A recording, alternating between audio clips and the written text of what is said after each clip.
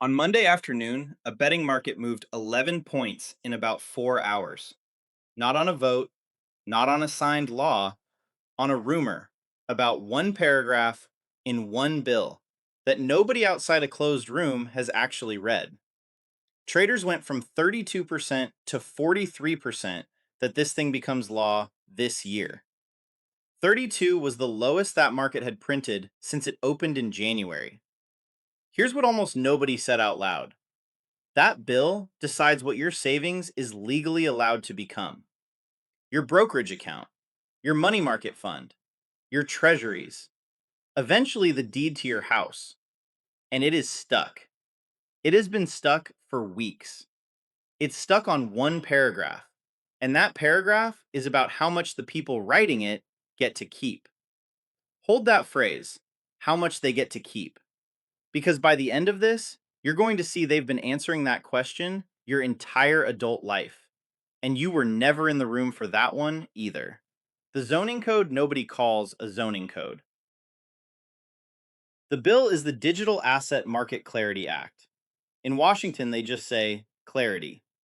It cleared the House last July, 294 to 134, with more than 70 Democrats crossing. Senate banking moved it 15 to 9 in May. June 1st, it went on the Senate calendar, meaning it can get a floor vote today, right now, no more committee work. It's been sitting there ever since. Everybody calls it a crypto bill, and that framing is exactly why you tuned it out. It isn't a crypto bill, it's a zoning code. A zoning code doesn't build anything. It decides what's permitted to be built, where, and which inspector signs off. Deadly boring document. Then 20 years later, you look around and the whole town looks the way that document said it would. Clarity sorts every digital financial instrument in America into two piles: the pile the SEC supervises and the pile the CFTC supervises. Which inspector signs which building? And the buildings going up are the tokenized versions of everything you own. Nobody translates that word, so let me. Tokenized means your asset stops being a thing in a filing cabinet and becomes a line in a database somebody else administers. Same asset, new landlord. Bitcoin is in that bill too, but it sits there differently, and that difference is the whole video. Every other line describes something with a company, an agency, or a person standing behind it. Somebody to license, somebody to subpoena. Bitcoin gets described the way you describe weather. It's already there. Nobody runs it. Think about what a regulator needs before he can regulate. He needs a defendant, an address, a name on a form. For every asset in that bill except Bitcoin, he has one. For Bitcoin, there's no office to raid, no CEO to call, no board to lean on. You cannot subpoena arithmetic. Now, the 17 days. 17 days, 60 votes, one paragraph. The Senate leaves town the first week of August.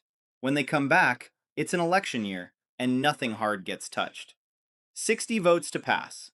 Two Republicans, Holly and Paul, are expected to vote no on substance. That drops the working Republican base to about 51. So they need 7 Democrats minimum. Realistically, 9. The only two who voted it out of committee, Gallego and also Brooks, both say their floor vote depends on enforceable ethics language in the text. Not a promise, in the text. The ethics section decides how much a senior official can personally earn from the digital asset industry while he's in office regulating it. That's the jam. That's the whole thing. Disclosures at the end of June showed the president's crypto-linked wealth up roughly $1.4 billion. Senator Gillibrand has stated on the record that his single largest income stream in 2025, $636 million, came from the meme coin carrying his own name. There was a White House meeting on July 16th about exactly this. Since then, reports a deal got done. I have to be careful here because this is where most of the internet is wrong this week. Those reports are unverified. There's no bill text. The Democrats negotiating it say they haven't seen it. The White House hasn't commented. An 11-point move on a betting market is not a fact. It's a bookmaker's line, priced off a social media post. So I won't tell you a deal happened. I'll tell you something true either way. And the only reason I caught that 32 to 43 move at all is I don't read these numbers the next morning. I watched them next to the live Bitcoin price on a dashboard I built for myself. More on that shortly. Now, the arithmetic. Everything above is politics. Politics changes. Arithmetic doesn't. So let's do the arithmetic, because the arithmetic is the argument. Start with the one number they publish themselves. The Federal Reserve's stated inflation target is 2% a year. Not a forecast, a goal. Something they are actively trying to hit. Run it. At 2%, the purchasing power of a dollar is cut in half in 35 years. That's not my opinion, it's a logarithm. The natural log of 2 divided by the natural log of 1.02. 35 years. Say you retire at 65 and live to 95. Over that 30-year retirement, at exactly their target, hit perfectly, no crisis, no overshoot, you lose about 45% of your purchasing power. Not from a crash, not from a mistake, from the plan working. Now put Bitcoin's number next to it. 21 million, and the target increase is 0. Not 2%, 0. One of those two numbers is a policy that can be changed by 7 people in a closed room. And one of them is a line of code that has held since 2009 through 4 crashes, 2 bans, and every government that tried. Now here's the part that should genuinely make you angry, and it has nothing to do with Bitcoin yet. Technology is deflationary. Every real technology drives the cost of the thing it touches towards 0. The printing press collapsed the cost of a written word. The telephone collapsed the cost of distance. The internet and the smartphone collapsed the entire cost of communicating with any human on Earth into one monthly fee, and the machine rides in your pocket. That's not a theory. That's the observed behavior of every technology in history. So look at their own data. Pull up the government's own price statistics, and separate the things technology was allowed to touch from the things it wasn't. Televisions, computers, toys, clothing, those have fallen in nominal price for decades, actually cheaper in actual dollars. Healthcare, college tuition, housing, straight up. Same country, same decades, same dollar. The only difference is whether technology was permitted to work or whether the thing was financed with credit. You were supposed to get richer every single year by doing absolutely nothing. Technology was handing you that. Falling prices, same paycheck, more life. That was the dividend. You didn't get it. They kept it. That's the answer to how much they get to keep, and they've been answering it since long before this bill existed. Why they have no choice. Here's the part I want to be fair about, because it's more disturbing than a conspiracy. Nobody has to be evil for this to happen. The monetary system runs on credit. Loans get serviced in nominal dollars, so the nominal pile has to keep growing, or the debt eats the debtor. A credit finance system needs inflation the way an engine needs fuel. If prices actually fell, if you got that technology dividend, the debt would swallow everything. So they cannot let it happen. They have to inflate over the top of the deflation. That gap between what technology delivered and what you actually received is the theft. And there's no villain to vote out, which is exactly why it never stops. Notice what that means about Bitcoin, though. Bitcoin isn't a bet against a group of people. It's a bet against a mechanism, and the mechanism has no choice. You don't need anyone in Washington to be corrupt for Bitcoin's case to work. You only need the credit system to keep doing the one thing it must do to stay alive. Now add artificial intelligence, which drives the marginal cost of thinking work towards 0. That's deflation arriving in services, the one category that was immune, the category that's been carrying the inflation. The credit system has no answer for that, and Bitcoin is the only money on the table that doesn't need one. The beast has to print, and print it must. There's no way to stop that train, and there's nobody who can. So what do you print when you can't print Bitcoin? Watch what they actually built. They cannot print Bitcoin. 21 million. That number was set in 2009 and has never been changed. There is no chairman who can vote it higher, no committee to mark it up. No closed room, no paragraph. So they built a dollar that runs on Bitcoin's rails instead. Stablecoins.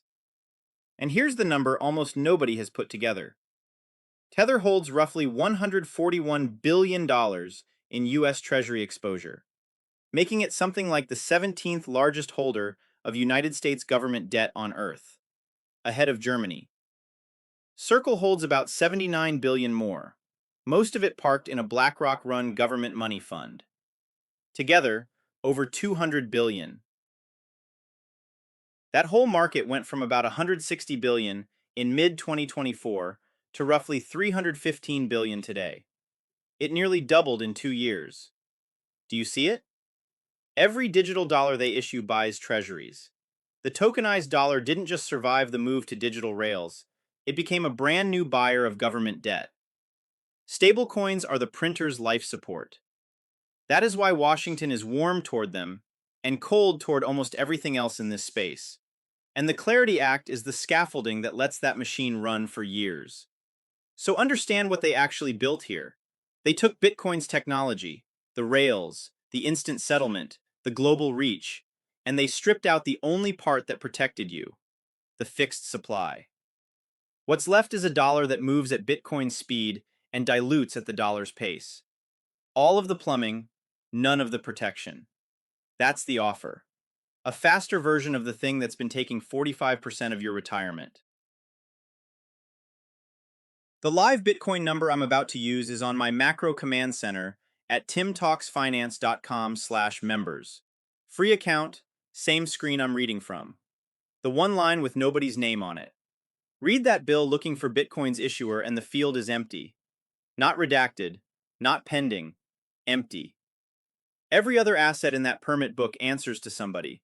And the somebody is exactly who was in that closed room on July 16th, arguing about their own paycheck. 21 million. Fixed. Forever. No servers, only a protocol.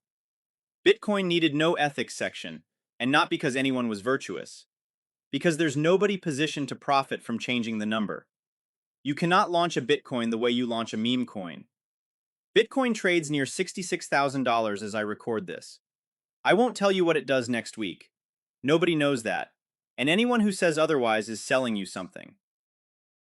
But finish the arithmetic, and do it out loud so you can check me. Somewhere between 900 trillion and a quadrillion dollars sits in the world's store of value assets right now. Bonds, real estate, equities, gold, cash. That's the pool Clarity, and every bill like it is building the plumbing to move onto digital rails. Take the low end, 900 trillion. Say 15% of it ends up in the one asset with no issuer. That's $135 trillion. Divide by 21 million Bitcoin. $6.4 million a coin. Take the high end, a quadrillion, 22%. Same 21 million Bitcoin. 10.5 million a coin. So the range is roughly $6.5 to $10.5 million per Bitcoin. And I want you to notice that I just handed you every input. Pull out a calculator and check it. If you think 15% is too generous, cut it to 5 and run it again. You still get north of 2 million a coin. The conclusion doesn't need my most optimistic number to survive. That's not prophecy. There are no certainties, only probabilities. That's one probability. I think it's a serious one, and you should run it yourself instead of taking my word for it. What I'll say plainly is this. Every year this system runs, it must print. Technology keeps pushing prices down. Credit keeps forcing them up. And the gap comes out of your savings. The probability compounds. And there is no third door. Gold can't settle at internet speed without a trusted man in the middle. And a central bank digital currency is the same disease wearing a better coat. If you want to watch this the way I do, the macro command center at timtalksfinance.com/members. Free, no credit card, about 2 minutes. Live Bitcoin, live gold, the macro numbers on one screen. Same screen everything in this video came off. I built it so you don't have to figure this out alone. 17 days, 60 votes, One paragraph about how much they get to keep. They've been answering that question your whole life. This is just the first time they've had to write it down. And there's one asset on that page they can't answer it about at all.